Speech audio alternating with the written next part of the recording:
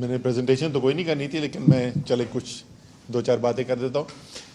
एक चीज़, साकिब शिरानी, साकिब मुझसे 2 साल, ढाई साल junior IBA, so great presentation Saqib. Saqib वो दिखा रहे थे और अभी शौकत ने भी उसके बाद दिखाए आदाद शुमार के मईशत के साथ हो क्या रहा है, ख़ास तौर पे महंगाई की जो स्लाइड्स दिखा रहे थे।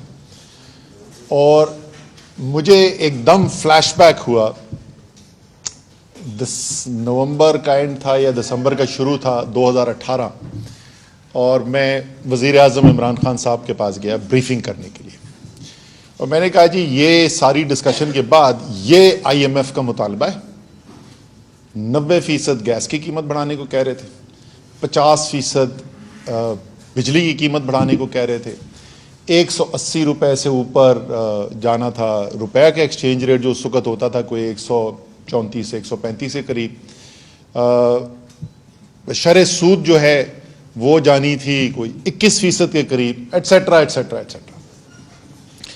और मैंने कहा जी कि सारी जो आपने 22 साल की मेहनत की है और जो आप पाकिस्तान के लिए सोच के यहाँ पर आए हैं, तो ये तो उसका जनाजा निकालने वाली बात है। ये हमने एग्रीमेंट साइन नहीं करना, और वो एग्रीमेंट हमने नहीं साइन किया। इससे बड़ा खसारा था जो इनको मिला है। पाकिस्तान की तारीख में कभी नहीं हुआ कि 3 माह औसत $2 अरब हर महीने खसारा हो रहा था। और उमर अयूब साहब, आपकी मैं तस्दीक कर दूं, आप जो कह रहे थे कि 2 हफ्ते के रिजर्व थे, 2 हफ्ते के रिजर्व कागज पे थे, उस वक्त हम बताते नहीं थे। अब तो रजा बाकर डिप्टी गवर्नर स्टेट बैंक ने पब्लिकली बोल दिया है, तो अब मैं पब्लिकली बता सकता हूं। उस वक्त बताते नहीं थे कि रुपए के साथ क्या होगा। इन्होंने जो लायबिलिटीज ली हुई थी, फॉरवर्ड स्वैप्स किए हुए थे जो बुक पे नहीं दिखाते थे, अगर उनको जोड़ दें जो जोड़ना चाहिए, तो रिजर्व्स मनफी थे, मनफी रिजर्व्स थे। यह सूरत हाल थी जिसके अंदर वो फैसले हो रहे थे। फर्क क्या था? फर्क यह था कि एक हुकूमत आई हुई थी अवाम के वोट लेकर, एक लीडर आया हुआ था जिसने अपनी जिंदगी की तमाम तर आसाइशें कुर्बान करके सिर्फ इसलिए निकला हुआ था कि मैंने अपने लोगों की जिंदगी बेहतर करनी है, और खास तौर पर जो मेरा कमजोर तबका है मैंने उसकी जिंदगी बेहतर करनी है।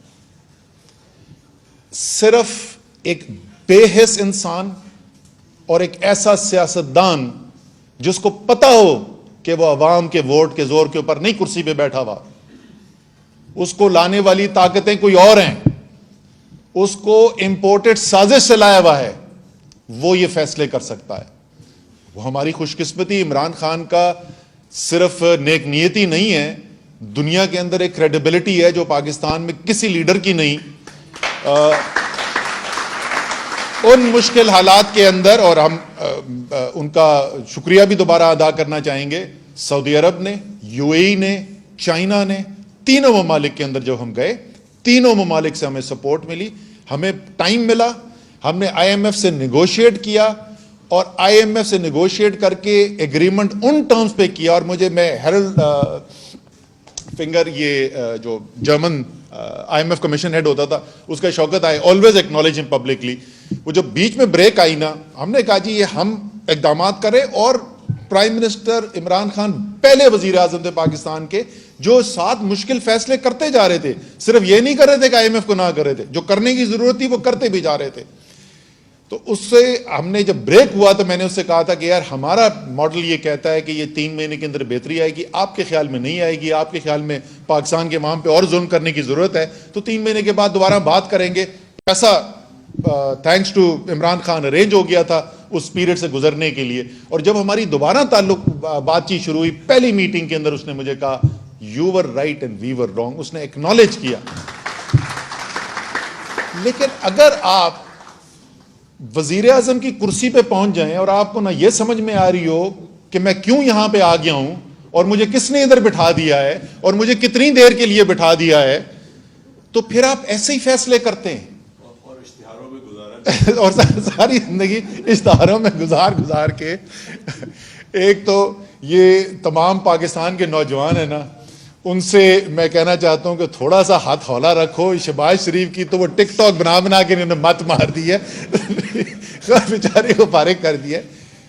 ये जो हम देख रहे ये नहीं है कि ये होना ही था, ये साजिश की कीमत अदा कर रही है पाकिस्तान की कौम। ये इंपोर्टेड हुकूमत मुसल्लत होने की कीमत अदा कर रही है कौम। ये उन लोगों को कुर्सी पे बिठाने के लिए जो अवाम की तरफ नहीं देख रहे, उनकी नजरें जो हैं वो पता नहीं वॉशिंगटन लगी हुई हैं या किस तरफ लगी हुई हैं, ये उनके फैसलों की कीमत आप अदा कर रहे हैं। महंगाई की बात कर दी, मैं सिर्फ लोगों को एहसास देने के लिए, क्योंकि ज्यादातर यहां पर लोग जो बैठे में वो बेहतर ज्यादा साहिब सरबत लोग बैठे में। आप जरा सोचे 18% था तैमूर SPI जिस वक्त ये चेंज आई। हमें उस वक्त बड़ी परेशानी होती थी कि ये हाई है, ये ऊंचा है, इसको नीचे लाना। हर हफ्ते वजीर आजम मीटिंग्स खुद चेयर कर रहे हैं कि किस तरीके से इसको कंट्रोल करना है, और इसीलिए वो फैसला किया गया बिजली की कीमत को कम करने का, डीजल की कीमत को कम करने का, क्योंकि एक नजर आ रहा था एक बड़े मुश्किल फेज से गुजरने वाले हैं। 45% SPI है, मतलब क्या है, ये बड़े मुश्किल से होते हैं ना। अगर आपकी माहाना आमदनी 20,000 रुपए है, और हमें पता है आदादोशुमार से कि 20,000 रुपए जिसकी ये साल माहाना आमदनी होती है उसके पास बचत नहीं होती, उसका मुश्किल से गुजारा होता है। जो 20,000 जिसकी आमदनी है उसका खर्चा भी कम से कम 20,000 है। 27% जो ये जरूरी अशिया की अफरात ज़र के अंदर इजाफा हुआ है, इसका मतलब ये हुआ कि उसके अखराजात जो हैं वो 5,400 रुपए महीना से बढ़ गए।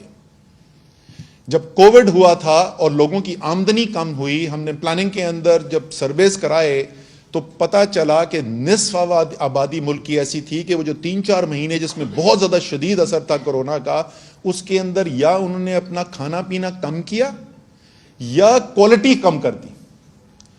अब मैं सोच के रोंगटे खड़े होते हैं कि ये जो अभी सूरत है, और वो ये 2 महीने और 3 महीने की बात नहीं है, तो हो गया है। आमदनी नहीं बढ़ रही है, अखराजात आपके 20,000 की आमदनी से एकदम से 5,000-5,500 रुपए महीने के अखराजात पड़ जाए तो आप क्या करेंगे? अगर आप पंजाब और खैबर पख्तूनख्वा वाला में रहते हैं, अब इस्लामाबाद में भी, तो चलो सेहत कार्ड से सेहत का आपका मसला जो है थैंक्स टू इमरान खान आपका हल हो जाएगा। लेकिन बच्चों की फीस देनी है, क्या आप बच्चों को स्कूल से उठाएंगे? क्या आप खाने में कमी करेंगे? कितनी मुश्किल फैसले करने पड़ रहे होंगे इस वक्त लोगों को। और इस महंगाई के ऊपर अगला जो फेज आने वाला है उसके लिए आप तैयार हो जाएं। बड़ी तेजी से मईशत जो है वो स्लो डाउन होती जा रही है, यानी रोजगार पैदा होने के मौके कम होते जा रहे हैं, बेरोजगारी साथ बढ़ने जा रही है, खतरनाक सूरत हाल जो है वो डेवलप हो रही है। इसके अंदर भी देखें फैसले, आप स्लाइड दिखाई थी अभी आपको शौकत तरीन साहब ने, जिसके अंदर ये दिखाया था कि पीपल्स पार्टी की जो हुकूमत थी 2008 से 13, उसमें 14 लाख जो रोजगार सालाना का इजाफा हुआ। मुस्लिम लीग नून में 11 लाख हुआ सालाना। हालांकि मुस्लिम लीग नून के वक्त में मईशत की तरक्की की रफ्तार ज्यादा थी, लेकिन वो क्योंकि सारी उनका जो मरकज होता है वो अरबपति लोग और बड़े बड़े घराने होते हैं, तो वो चंद हाथों के अंदर उसके फवायद जाते हैं, इसलिए अवाम की तरफ उस जो जरा निस्बतन बेहतरी भी हुई रफ्तार में मईशत की, उसका फायदा नहीं पहुंचा।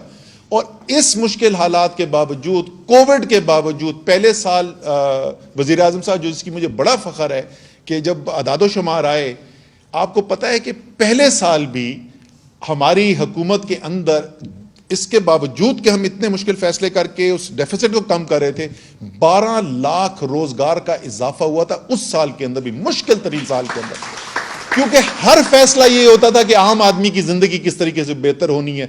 वजीर आजम जो है वो पहली प्राइम मिनिस्टर की कैबिनेट की मीटिंग थी, उसमें ये कहा था, और उसके बाद बार बार वजीरों को रिपोर्ट क्या देनी पड़ती थी? सिर्फ एक चीज की रिपोर्ट देनी पड़ती थी, ये बताओ कि तुम्हारी वजारत ने क्या फैसला किया जिससे आम आदमी की जिंदगी जो है वो बेहतर हो रही है। ये सारा मरकज ये था। आखिरी चीज इसके ऊपर मैं खत्म करना चाहूंगा कि इस मुश्किल हालात से निकलने का तरीका क्या है। मुझे सियासत में अब थैंक्स टू इमरान खान को 10 साल से ज्यादा हो गए, ऐसी बड़ी बेहतरीन जिंदगी गुजरी थी खान साहब वैसे। खान साहब ने नहीं, पाकिस्तान को तुम्हारी ज़रूरत है। अच्छा जी, और थैंक यू फॉर दैट, और थैंक यू फॉर दैट। इस अपॉर्चुनिटी का कि पाकिस्तान के लिए कुछ करने का मौका मिला। और मैंने आपको कन्वेंशन सेंटर में स्पीच में कहा था, उस वक्त पता नहीं वोट ऑफ नो कॉन्फिडेंस में कामयाब नहीं हुआ था, आ गया था, बिल्कुल हुकूमत हिलती हुई लग रही थी। और मैंने उस दिन कहा था कि मुझे अब लगता है कि अल्लाह ताला के जहन में कुछ था कि लाके इमरान खान के साथ खड़ा किया था। आज मुझे उसका सबसे ज़्यादा फ़ख्र है कि इमरान खान के साथ खड़ा हो। तो लेकिन इससे पहले मैं कॉर्पोरेट वर्ल्ड में था, और आपको पता है रिजवान, तुम्हें पता है मुझे सितारे इम्तियाज़ मिला था। पता किस बात में मिला था? सरमायाकारी पाकिस्तान में लाने के लिए 5 मुख्तलिफ इंडस्ट्रीज़ के अंदर। तो मुझे सरमायाकारी के बारे में कोई 1-2 चीज़ें पता हैं, और मैं आपको बता रहा हूँ कि कोई दुनिया में नई मईशत ईजाद नहीं कर सकता जब तक गैर यकीनी की सूरत हाल है, मईशत रिकवर नहीं कर सकती। जहां आपको यह नहीं पता कि यह हुकूमत, यह निज़ाम जो है अगले महीने तक चलेगा या नहीं चलेगा, जहां सियासी मुखालफत जो है वो उरूज के ऊपर हो, जहां सियासी इंतकाम अपने उरूज के ऊपर हो, मईशत नहीं रिकवर कर सकती। तो अगर कोई भी शख्स जो फैसला साजी की पोजीशन में बैठा है उसको जरा सा भी दर्द है पाकिस्तान का, तो इस वक्त इस बहरान से निकालने के लिए सिवाय एक नए मैंडेट के, एक नए इलेक्शन के और कोई रास्ता नहीं है। बहुत बहुत